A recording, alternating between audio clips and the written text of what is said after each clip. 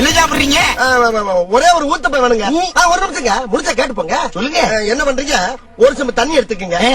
அத தோசைக்கல்ல ஊத்தி அதுக்குன்னு வழக்கமா ஒரு விளக்கமாறு வச்சிருப்பீங்கல்ல? ஆமாங்க. அத அடிப்பக்கமா திருப்பி சரிங்க. வரட்டு வரட்டு வரட்டுன்னு ஒரு 4 இழுப்பு இழுத்து சரிங்க. நல்லா கழுவி விட்டுருங்க. சரிங்க. ஒரு கிண்ண நிறைய மாவு எடுத்து பெரிய ரவுண்டாவும் இல்லாம சின்ன ரவுண்டாவும் இல்லாம சரிங்க. பொதுவா ஒரு ரவுண்ட ஊத்தி 4-5 வெங்காயத்தை போட்டு பொடி பொடி பொடியா நறுக்கி அப்படியே மேலாப்ல பரபர தூவி விட்டு சரிங்க.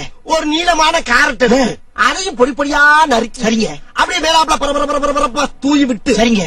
ஒரு 16 கரண்டி நெய் எடுத்து சரிங்க. அதுல 6 கரண்டி நெய்ய உள் சைடு அப்படியே லேசா விளாவி விட்டு சரிங்க. 10 கரண்டி நெய்ய தோசைக்கு வெளி சைடு அப்படியே மேலாப்ல விளாவி விட்டு சரிங்க.